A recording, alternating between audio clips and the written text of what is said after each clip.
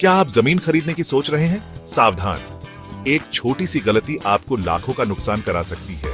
इस वीडियो में हम आपको बताएंगे वो 12 जरूरी दस्तावेज और बातें जो जमीन खरीदने से पहले हर हाल में चेक करनी चाहिए, वरना या तो जमीन आपके हाथ से निकल जाएगी या फिर आप कानूनी पचड़े में फंस सकते हैं। तो इस वीडियो को आखिर तक देखिए, क्योंकि हर पॉइंट आपकी जेब और सुरक्षा दोनों बचाएगा।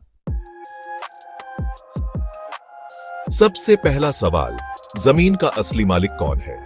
अगर आप सही मालिक से नहीं खरीद रहे तो पूरा पैसा डूब सकता है। इसके लिए तहसील या रजिस्ट्रार ऑफिस से खसरा और खतौनी निकालें। भूलेख पोर्टल पर जाकर आप ऑनलाइन भी जमीन का रिकॉर्ड चेक कर सकते हैं। क्या जमीन पर कोई और दावा तो नहीं कर रहा? इसके लिए 30 साल की चेन ऑफ टाइटल चेक करें। जमाबंदी रिकॉर्ड से जाने कि मालिक ने जमीन को सही से अपने नाम करवा रखा है या नहीं। गलती की तो बाद में कोर्ट के चक्कर काटने पड़ेंगे।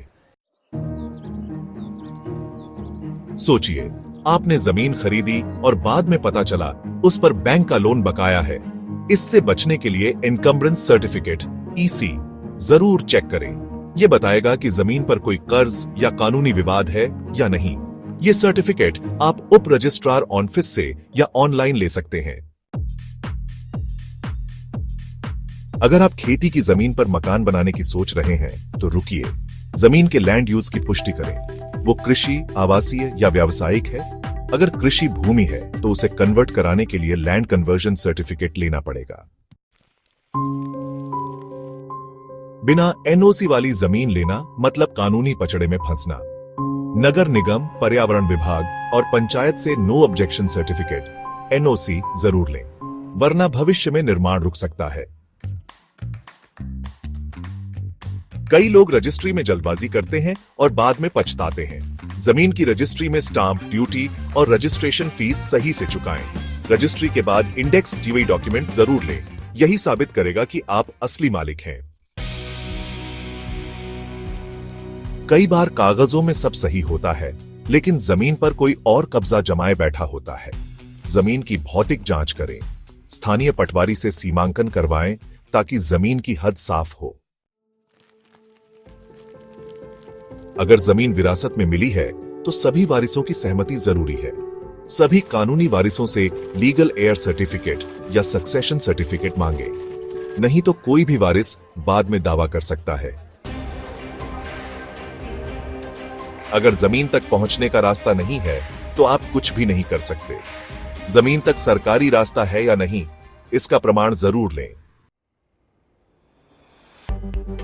अगर कोई एजेंट जमीन बेच रहा है तो उसकी रजिस्टर्ड पावर ऑफ अटॉर्नी की जांच करें। बिना रजिस्टर्ड POA के जमीन खरीदने से बचें। क्या आपने सोचा कि भविष्य में इस इलाके में क्या विकास होने वाला है? लोकल अथॉरिटी से मास्टर प्लान चेक करें। कहीं जमीन सरकारी प्रोजेक्ट में तो नहीं आ रही।